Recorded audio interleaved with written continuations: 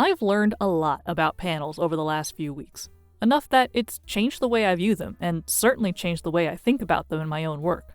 So this week, I wanted to take some time to go over a few examples of pages where we can learn a little something from their paneling choices.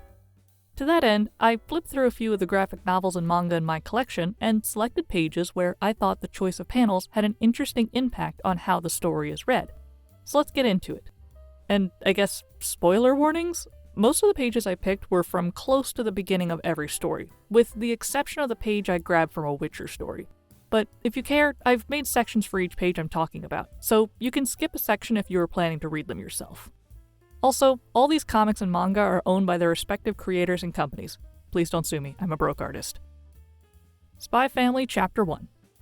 The first example I wanted to look at comes from Chapter 1 of the Spy Family manga, particularly page 8, which I think is a really nice example of how to pack a lot of storytelling into a single page with some smart panel compositions. The only thing you need to understand before getting to this page is that the man seen in the full body shot is the main character Twilight. He's a spy, and that's pretty much all you need to know to understand this scene. The first panel is an establishing shot of a train station. Establishing shots are meant to give you an idea of where you are. We know now that we're in a train station. I'm going to lump this out of panel full body shot of Twilight into panel 1, because it takes up a good chunk of the first panel and it folds into the storytelling. We're in a train station, and the main character Twilight is walking along in that station. This is actually the first time in the story we see Twilight in his default state front and center. Up until this point, he's always been at least partially in disguise, or the shot didn't give us a full look at him. A large or full body shot like this is a pretty common way to introduce an important character to the story, especially when it breaks out of the panels like this. It's really calling attention to him and making you think, okay, I should remember this guy because he's probably about to be the main focus of this scene. I'll also call attention to what he has on him, because this full body shot allows us to clearly see that he has a coffee, a newspaper, and between the suitcase and trench coat plus being in a train station, we can infer that he's traveling somewhere.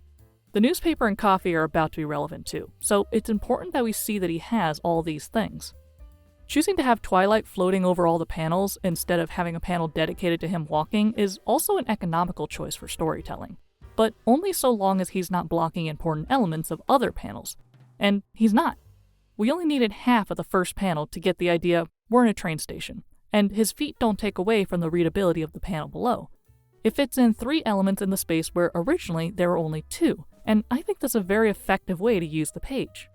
Panels 2, 3, and 4 are all part of one sequence. Twilight sits down at a bench in the train station next to a guy reading a newspaper. The next panel calls attention to the stranger, who glances to his left, where we know from the shot before that Twilight is seated on. We don't see much of him, but that's okay. Who he is isn't as important as what he's here to do. The biggest panel shows him covertly swapping newspapers with Twilight. We just saw a second ago that Twilight was carrying a newspaper, so that allows us to seamlessly piece together that he was carrying the original as a decoy. Panels 2 and 3, as well as the full body shot of Twilight, obscure parts of panel 4, but nothing important is lost. Because of the full body shot, we know Twilight is wearing a light-colored trench coat and black gloves. We also know from panel 2 that he is sitting to the man's left, so it's easy to tell even with the covered parts of the panel that this is Twilight on the right and the man on the left. And the most important detail, the newspaper swap, isn't obscured. This is what the artist wants you to really pay attention to. These panels are stacked this way because panels 2 and 3 aren't as important as panel 4. They're just set up to get us to the moment the newspapers are swapped. And the fact that they are so small and stacked this way guides our eye quickly through events to the final panel, which is the sense you want, that this was a quick trade. Plus, the extra space we get from having stacked the panels this way, rather than giving them their own area, lets the artist pack in a couple extra bits that makes us sure that we're still with Twilight and the man. Finally, panels 5 and 6 show the guy walking away, leaving Twilight with a coded message on the cipher to use to understand the message hidden in the newspaper.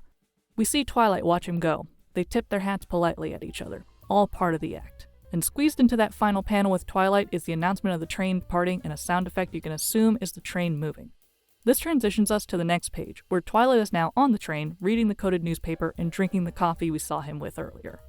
6 panels. 7 if you count Twilight's full body shot as separate from panel 1. And we got a location, a good look at our main character, a spy meeting, and a quick transition to the next page. All the panels, minus Twilight's pop-out, were rectangles, and 2 are stacked to guide the viewer's eye and give room for more important things. I like this page because it's a really solid example of how smart panel choices can help to seamlessly tell a story with very limited space. The Witcher, A Flesh and Flame, Part 3. Of course, I have to spend some time talking about a page with diagonal panels. I picked this page from Part 3 of The Witcher, A Flesh and Flame for 2 reasons. 1, of course, to look at the use of diagonal panels, and 2, because, personally, I think the fact that they chose square panels for the shots above contributes to the way the moment is read. I mean, look at the 2 top panels without context. A guy, I won't say who to keep spoilers light, stands up, clearly looking ready to fight Geralt. Next panel, Geralt blasts him and he goes down. That's hilarious. It's played so straight, like that one scene from Raiders of the Lost Ark where Indiana Jones shoots a guy who wants to fight him with a sword. There's a link to the clip in the description if you want to be entertained. It's quick, it's unceremonious, and that's so funny to me. Using standard panels and basically the same shot to show how fast the moment happens makes that moment feel so comedic, and I wanted to shout it out.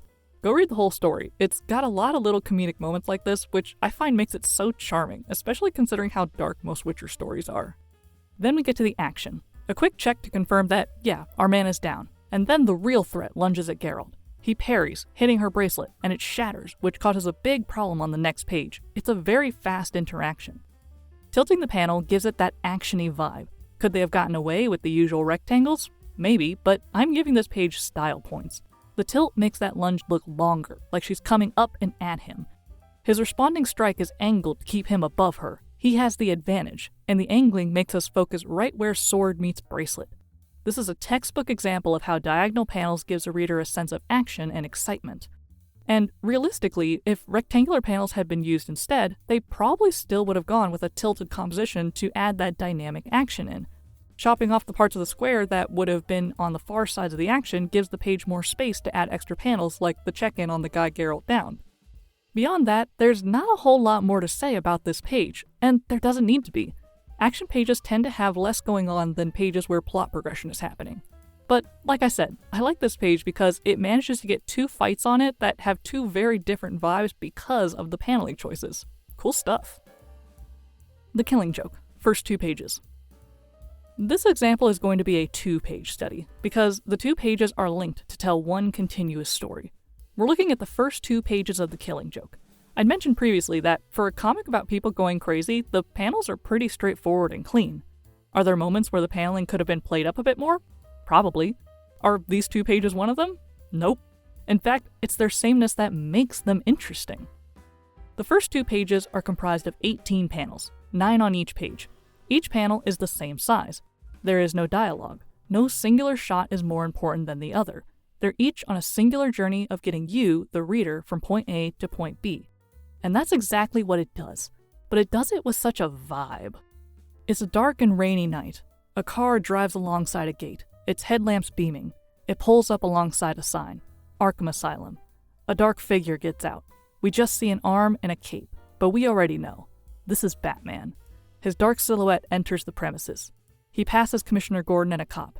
We barely see Batman himself, but we can clearly track where he's going. A receptionist points him in the right direction while Gordon hurries after him. Batman is a man on a mission. He doesn't break stride or slow down for Gordon. They pass a cell. Harvey Dent, Two-Face, is watching them as they pass, but they're not here for him. A security guard is posted at a door with name unknown. Batman's dark figure approaches him from down the hall. He's a spot of black in an otherwise brightly lit location. The guard salutes Batman kindly as he unlocks the door. Then you get to page 3, which I'll briefly touch on in a moment.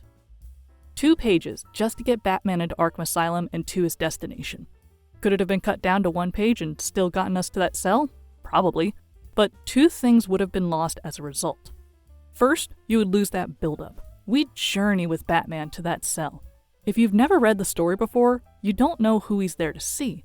But you know it must be serious. We just spent 18 panels with no dialogue to get there, so it must be. We get little Easter eggs thrown at us, like seeing Two-Face, but he's just there for the vibe. Arkham Asylum is home to some of Gotham's most dangerous villains, after all, and the shot of his face perfectly bisected by the bars is a nice visual. By cutting this down to 1 page, the journey is twice as fast and half as impactful. Sure, we could hurry along to the cell where the story begins, but anyone who knows this version of Batman knows that dark, brooding, lingering vibes is what he's all about. This long scene sets us up for the Batman feel we've all come to know. It needs 2 pages to linger and build that feeling of something coming. Secondly, and this is something particular to the physical edition of the book, if you cut the scene down, one of 2 things happens. In the current version, you open the book to a full spread of this introduction. You have to physically turn the page to get to page 3, and that's when you're hit with a big panel of Batman in the cell with Joker. Comics and graphic novels do this a lot. When something big happens, they tend to try to format it so that it happens on a page where the reader has to flip and be presented with it. It's impactful. And more importantly, whatever's happening on this big panel is so important that you don't want the viewer spoiled by noticing it on the opposite page while still needing to read the adjoining page beside it. It sort of ruins the impact. Which actually made me notice something very particular about The Killing Joke. When you open most books, it's common practice that the inner page is the first one. What I mean is, when you open a book and it's read from left to right, page 1 is usually the right page, and the left page is blank or a cover page. If you're reading books that go from right to left, page 1 is usually the left page, with the cover page being on the right. But The Killing Joke breaks this standard by having the first page start on the left, specifically so we can get this 2-page spread right out the gate. This is very much intentional. These pages are meant to be read as one big spread. Then you flip to the next page and see that big panel that comes after. Not only did the writer know they can't cut this opening scene down to 1 page, but they even bent the rules of comic printing to make it happen.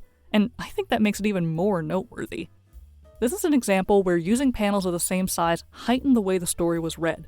If they had decided to mix things up with varying panel sizes, certain things would read as more important than others. But no panel is more important than another in this opening scene, and they knew that. What was really important was that the reader was forced to take the time to go on this journey with Batman before getting the story started. What a play. Avatar: The Last Airbender, The Promise, Part 1. This last one I want to cover is a little different, because it's less about the finished product and more about the journey to get there. If you have a copy of the Avatar: The Last Airbender omnibus for The Promise, you're given a little peek at some extra content at the end of the book. Particularly, you get a look at how several of the pages went from rough layouts to pencils to ink. What I appreciate about the pages they chose to show is that almost all of them show how things changed between the initial sketches and the final result. Of them, I thought this change from Part 1 made the most interesting choices, especially given the studying I've been doing on the use of diagonal panels. The setup is this. The gang head out on Appa to fly around the sky while fireworks are being set off in celebration of and to announce the Harmony Restoration movement. Their original concept used diagonal panels for that dynamic feel, and this stayed true all the way through penciling, but they decided to scrap it at the last minute and use straight panels instead. This choice actually made the first panel of the gang riding Appa more dynamic.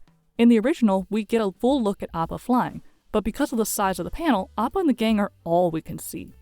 The next 2 panels are close-ups of the gang talking and one pulled back shot to show them flying in the sky around the fireworks while citizens cheer down below. You get what's going on, and the page works, but when you compare it to the final version, you realize what it was lacking. Instead of the first panel smashing Appa and the gang into the frame, they give the panel the entire length of the page. Now instead of simply flying, they're falling. The extra space below Appa gives that sense of gravity and the action lines shoot downward. You can see half the gang enjoying the ride like a roller coaster. It's fun and actually more dynamic and interesting than the original. The following 3 panels have been scaled down, not because they're less important, but so that the first panel has more room. But they still manage to convey all the same things. The gang points out the fireworks coming. The third panel is changed so that we get a better view of those fireworks, which are arguably the more important part of the moment over the gang's reactions to them. And the final panel basically remains the same minus some minor edits. Side by side, the final version is superior. The original works, but funny enough, leaning on diagonal panels made certain moments less exciting and readable. This is a very fun example of how sometimes simple really is best, and that you don't need varying panel shapes if you understand how to tell a story through composition. This was a fun dive this week. I feel like my understanding of panels has grown quite a bit, and getting the chance to sit and appreciate the work others put into their panel choices has made me think a lot about my own. I mentioned in a previous newsletter that I did some sketches for the first pages of the remake, but I can already foresee that if I look at them now, I'll have ideas on what can be done a little better. And that's neat. As promised, this week I challenged myself to make precise lines in my painting of the week. I got this image in my head of a pattern I wanted to make, so I sat down and, well, found out very quickly that I probably need to learn more about my brush selection, and that making straight lines is hard. I mean, by the end, I still think it turned out looking kinda cool, but it's definitely a lot more wibbly-wobbly than I had hoped. That's down to me and how steady I can keep my arm. There's more practice in my future, that's for sure. I'm also not yet sure why, but I feel like I was really struggling to get the paint down this week. Maybe I needed more of it so the canvas or color underneath would stay hidden, or maybe it's just a normal thing to have to apply multiple layers, or maybe I'm right that I'm just not using the brushes the way they're intended. Maybe some tutorials on brushes are in my future for the coming week. That's all for this week, gang. Thanks for listening.